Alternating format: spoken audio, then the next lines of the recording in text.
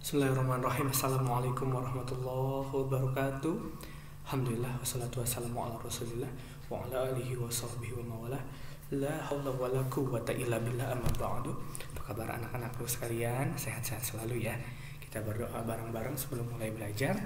A'udzu billahi minasyaitonir rajim.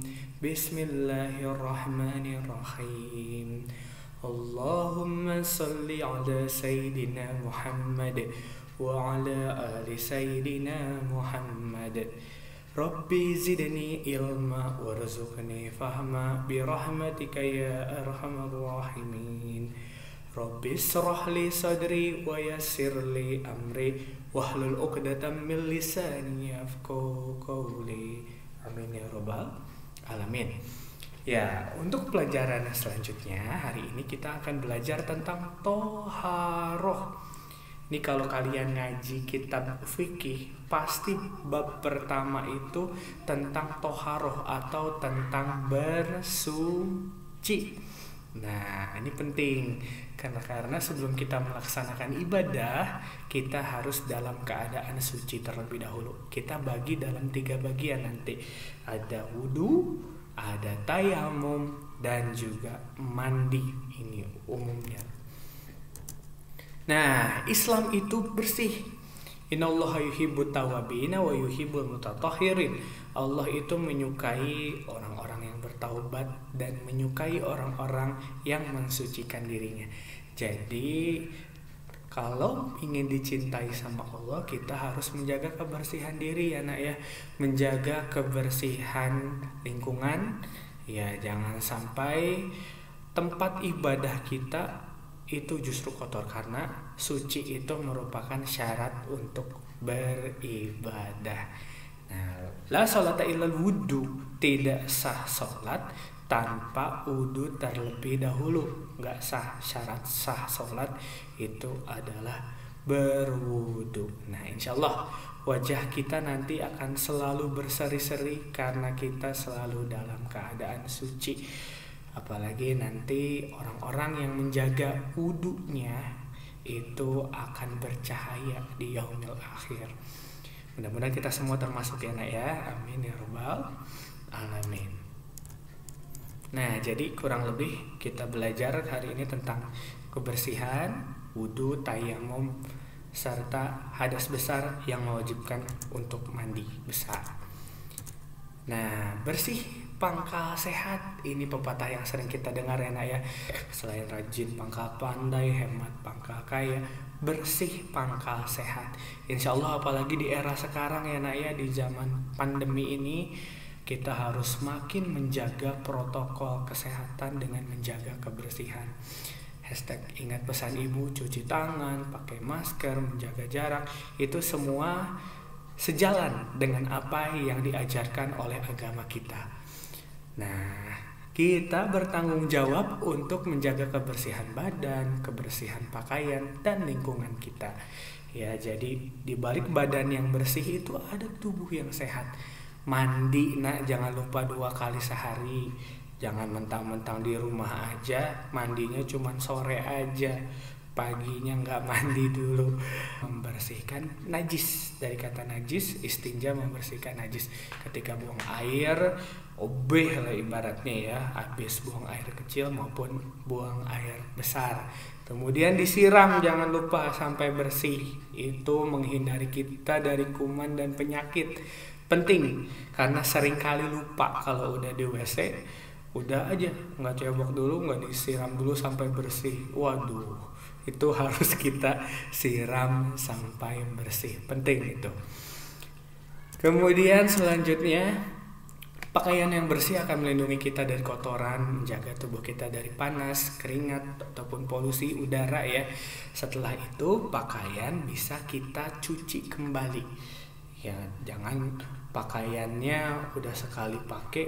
Itu di zaman syariat sebelum Islam memang ada yang dibakar, ada yang dibuang. Untung Islam itu sangat mudah. Nah, baju yang sudah terkena najis, sudah terkena kotoran, bisa kita cuci kembali. Kalau di syariat Nabi terdahulu itu habis kena najis, pakaiannya harus dibuang. untung alhamdulillah Allah memberikan kemudahan bagi kita sekalian. Kemudian yang di rumah juga nih, jangan lupa kamar kamu sendiri, terutama ya rumah kamu, tempat sholatmu, halaman, itu semua yang ada di rumah harus kamu jaga kebersihannya. Ya diaturlah itu dalam sehari ada jadwalnya untuk membersihkan rumah, terutama ruangan-ruangan yang menjadi tanggung jawabmu. Kamar kamu sendiri ya, kemudian bantu orang tuanya atau si mbaknya di rumah buat bersih-bersih rumah supaya bersih, nanti kamu sendiri yang merasa nyaman. Nah, ini seperti yang Pak Iki bilang ya tadi ya, ketika mau sholat itu wajib berwudu dulu. Nah, berwudu itu adalah membasuh, seperti surat Al-Maidah ayat 5 ya. Ya ayyuhalladzina amanu faghsilu wujuhakum wa aydiyakum ilal marafiq wamsahu bi ru'usikum wa arjulakum ilal ka'bain. Itu ada yang wajib kita basuh ketika wudu. Ya, sebelum itu wudu itu untuk membersihkan hadas kecil ya nak ya. Jadi nanti kita bagi, ada hadas kecil, ada hadas besar. Hadas kecil itu contohnya buang air kecil, buang air besar itu hadas kecil, hadas besar nak. Pinter, buang air besar itu masih hadas kecil ya nak ya. Jadi ketika kentut, pipis, itu nanti wudunya batal. Cara buat bisa sholat lagi harus berwudu ketika untuk membersihkan hadas kecil. Nah, ini tadi yang dalilnya Pak Iki sudah sebutkan tadi. Pertama niat, jangan lupa niat, an-niyatu fi qalbi wa talaffuzu bisunnah. Niat itu adanya dalam hati, tetapi ketika kita ucapkan menjadi sunnah. Ketika mau wudu ucapkan nawaitul wudu'a li rafil hadasil asghari fardu lillahi ta'ala. Saya niat wudu untuk menghilangkan hadas kecil, wajib karena Allah Ta'ala. Setelah niat membasuh muka, faghsilu wujuhakum, wujuh wajah muka ya, wa aydiyakum ilal marafiq, dan tangan kamu sampai siku nih. Kalau kayak Pak Iki ini bajunya harus dilipat dulu sampai mana? Sampai siku dibasuhnya ya nak ya. Berapa kali? 3 kali sunahnya. Setelah itu mengusap sebagian kepala di sini, nah depannya sampai rambutnya. Kemudian setelah membasuh sebagian kepala, membasuh 2 kaki sampai mata kaki. Ini di kaki kalian ada yang nonjol, namanya mata kaki di bawah ini. Ya, kalau bisa kalian dengan bacaannya. Nanti Pak Iki kasih bacaan wudunya satu-satu. Nyalain. Nawaitul wudu'a rafil hadasil asghari fardu lillahi ta'ala. Allahumma ahfaz yadayya mimma asika kuliha. Allahumma aini ala zikrika wa syukrika wa husni ibadatika. Allahumma arihni royata jana wa ta'ani rodin. Nawaitu raf'al hadasil asghar fardu lillahi ta'ala. Allahumma bait wajhi yawma tabyadu wujuhu wa taswadu wujuhu. Allahumma atini kitabi biyamini wa hasibni hisaba yasira. Allahumma la tutini kitabi bisimali aumi wara'i zuhri. Allahumma harim syari wa basyari ala nar. Allahumma ja'alni minat tawabina qawlan fayatabiuna minhu ahsanahu. Allahumma fakuru qabatin minanar minas salasili wal aglal. Allahumma sabit kodamaya ala siratin mustaqim al aqdamu min ibadika solihin. Allahumma la tusabit kodami ala siratin finnar yawma tazilu aqdamu munafiqin wa musyrikin. Ashhadu an la ilaha illallah wahdahu la syarikalah wa ashhadu anna Muhammadan abduhu wa rasuluh.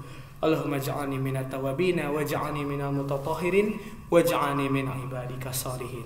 Itu bacaan ketika wudu. Nanti saat Pak Iki share, kalian tulis di bukunya masing-masing ya.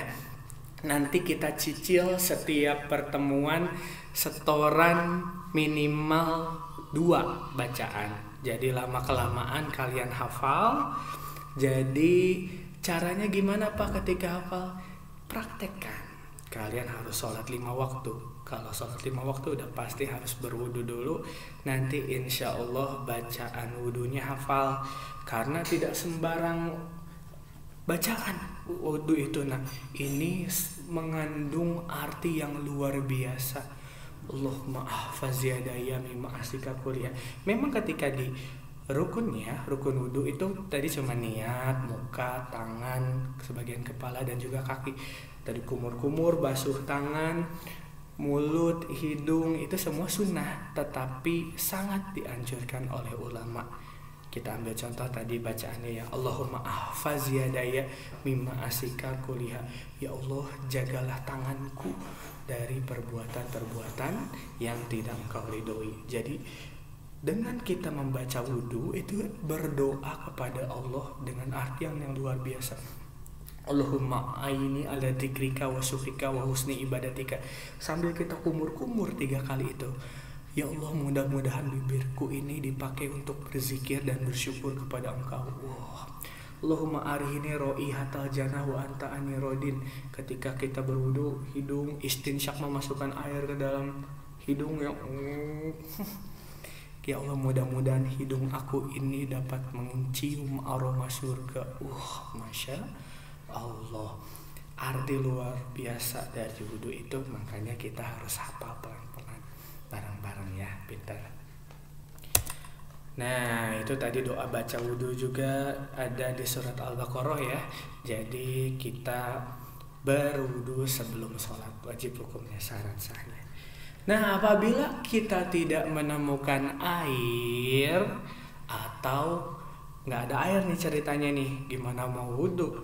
Atau ada air tapi lagi sakit yang kamu nggak boleh kena air, cacar misalnya, atau ada penyakit-penyakit lain yang tidak boleh kena air, tapi kita tetap harus sholat dalam keadaan apapun. Caranya berarti tidak berwudu tapi dengan tayamum, suci dalam debu. Jadi sebagai pengganti wudu adalah tayamum. Pak, kenapa debu? Debu kan kotor. Kenapa debu dipakai buat bersuci? Anak-anakku yang soleh dan solehah, manusia itu terbuat dari saripati tanah.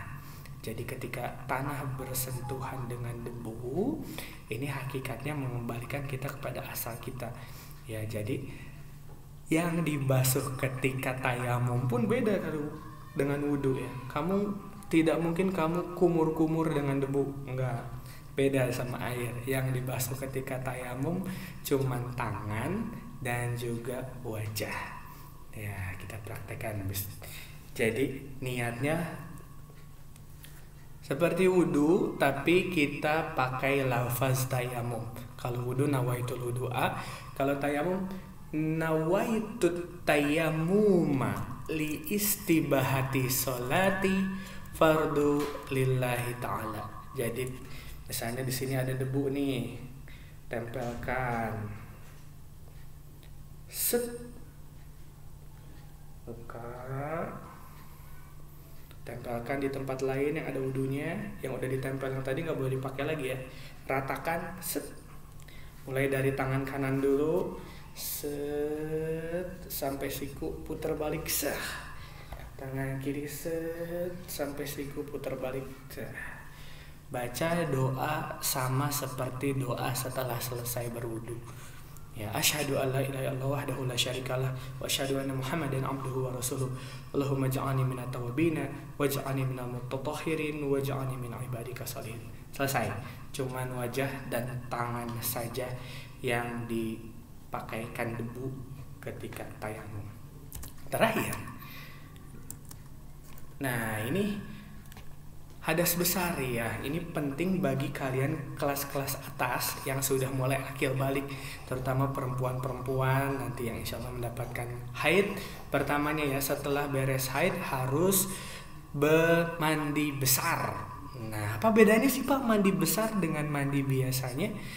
Jadi yang pertama, mandi besar pakai niat. Nah, nawaitul ghusla li raf'il hadasil akbari fardhu lillahi ta'ala.